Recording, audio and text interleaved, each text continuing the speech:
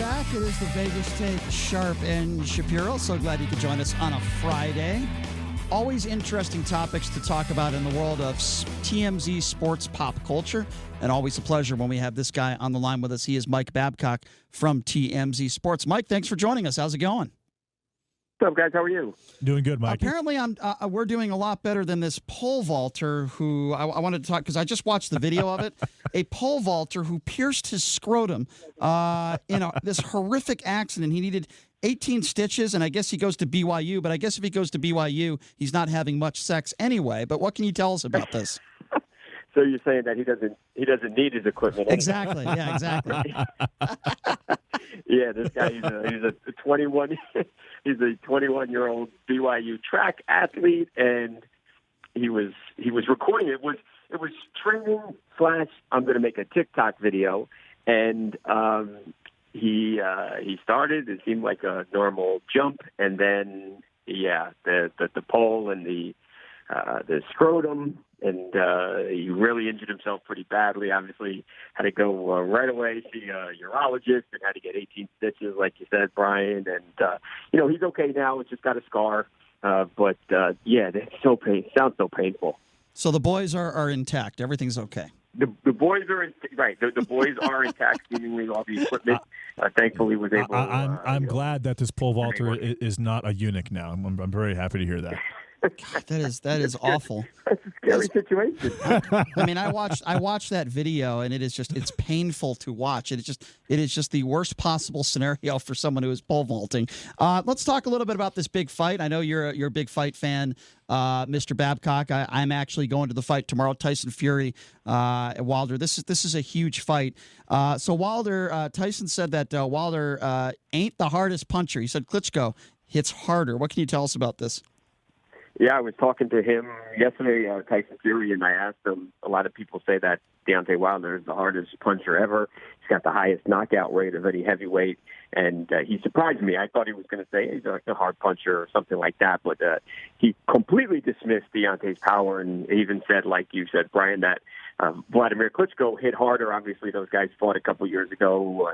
Tyson Fury unanimously won that fight, but, there weren't a lot of big punches thrown during that fight, and we know from watching the first Wilder-Fury fight that Deontay, especially on that second knockdown when he landed those two heavy punches, those were big punches. So very surprising. I imagine that there's some gamesmanship here, and that Tyson Fury is just trying to get under Deontay Wilder's skin a little bit. I actually talked to Deontay a little bit after I spoke with Tyson, and Deontay got a kick out of it. He said that the Klitschko fight was one of the most boring fights that he'd ever seen, and basically was saying what Tyson Fury said about his punching power was complete BS. And I agree. I think Deontay Wilder hit significantly harder than Klitschko ever did. So the Chiefs win the Chiefs win the Super Bowl, and apparently now Dez Bryant has been seen catching passes with MVP quarterback Patrick Mahomes. Is that not one of the biggest embarrassment of riches of all time offensively for the NFL? If Dez Bryant ends up a Chief with Pat Mahomes? Oh, can you imagine? And Dez Bryant hasn't played a down of football in the NFL since 2017, but he has made it very clear that he still wants to play. He's still in his early 30s, and he's stayed in shape. He obviously attempted to make the comeback and then had the serious injury as soon as he stepped on the field last year. But that's crazy. They're out there, working out together. Patrick Mahomes, on the football field again after a few weeks of partying since the Super Bowl. But you talk about an embarrassment of riches. If they were then to add Dez, oof, that's a tough offense to Well, stop. speaking of embarrassment, that would be the disgraced Houston Astros. And now my understanding, the director of Screwball is thinking about making a movie about the cheating scandal. I'll tell you something. I would love to see it. Yeah, we me haven't too. had a really good baseball movie Moneyball. in a long. That was a good Moneyball one. was great. I agree. That was a good one. It's been a little while though since Moneyball came out. So with little Brad Pitt, as Donald Trump would say. What do you make of this story about Corbin coming out saying that he might make a movie about this? Yeah, I think it's a great fit. Screwball, if you saw it, I thought it was really well. It was well done. I like the way they used the kids in the movie, to portray, kind of the characters. It was, I think it's something that Billy Corbin knows well. He, a lot of big part of the Screwball documentary was obviously talking about Alex Rodriguez, and you remember back. Rob Manfred, who wasn't the commissioner at the time, was the guy who, headed up that investigation. So I think Billy Corbin is very familiar with Rob Manfred, and I do think that he is paying really close attention to what's going on here because I think he wants to make another movie. His first movie did well. It made a good amount of money for everyone involved, and obviously this Astros situation is something that it's just day in and day out. It never ends. It's just there's new information. There's somebody else blasting, baseball or the commissioner seemingly every day. And I think Billy Corbin understands that this is something that people are interested in, and I do think he would probably end up making a film about it.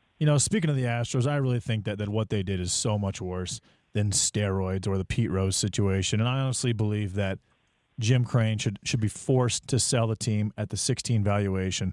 All the players that are involved should have a mandatory 1-year suspension. Manfred should be gone from Major League Baseball as commissioner, and they should vacate that title in 17. What do you think should actually happen to the Astros? Yeah, I think Manfred has done a terrible job, awful job, and once he's compounded his mistakes by making more mistakes and doubling down. Seems like he just cannot seem to get this right for some reason. I think with Jim Crane, I know there are a lot of people who doubt whether he didn't know, and obviously his story throughout this entire process has been that he had no idea that this was going on. I think it would be tough to take his team. It'd be impossible, and I think it would be wrong, frankly, to take his team if he actually didn't know, because you're an owner. You put people in charge to run your baseball operations, and you need to have faith and trust in those people. So I don't think it's then relying on the owner to know everything that's going on and to micromanage an entire organization that's worth billions of dollars. But it does come down to whether or not you believe that this guy knew. It seems a little fishy to me that he didn't know anything was going on when seemingly everybody in baseball had heard about these rumors. So it's hard for me to believe that nobody somewhere along the way mentioned anything to Jim Crane, and it's hard to believe. As far as the players, the year suspension, I don't like that they got away with it. These are guys, obviously, who you have Jose Altuve, who won an MVP that he might not have won. We know Cody Bellinger shared that, and there's been a lot of riches that these guys have kind of gotten off of this cheating. So no doubt. It does bother me that they received no penalty at all and that they're going to play baseball this year and they still have their World Series rings. But the union is strong in baseball, and I don't know that there was any other way to conduct an investigation without being able to talk to the players, and I don't think they would have been able to talk to the players if they didn't promise them immunity. Yeah, you're absolutely right. It's certainly Major League Baseball in an awkward position, but this hurts baseball. It hurts the Astros. It's hurt a lot of players' careers. There's no question about that. Yep. This story's not going away anytime soon. Last question for you, Mike. So there's a Donald Trump rally. Your favorite subject to talk about, by the way, Donald Trump, from what I understand. There is a rally that is about to begin at the convention center just a few miles from where we are at right now. And my understanding is that there was a rally earlier this week where Dana White showed up at the rally and showed his support for Donald Trump. What can you tell us about this? Yeah, in Colorado, President Trump called up Dana White and asked him a kind of a last-minute deal here if he wanted to take a ride on Air Force One, and Dana hadn't been on the Air Force One before, and come over to a rally, and they went to Colorado Springs, and they had a rally in front of some Trump supporters, and I see some people who are surprised that Dana White was sort of stumping for Donald Trump, but you got to remember that these guys have a relationship that goes back over a decade, and Dana White obviously has made the UFC into a multi-billion-dollar business, and Dana White believes that without Donald Trump and his support in the early days of the organization, that the UFC wouldn't even be around right now. But when the UFC was basically would not welcome anywhere, hardly any states. So they thought it was brutal. It was a brutal sport. Nobody wanted to host any of these events. New Jersey allowed these events to go on, and Donald Trump offered up his casinos. So he gave the UFC a place to hold these events, and now we obviously see what the promotion has turned into. So I don't think it necessarily means that Dana White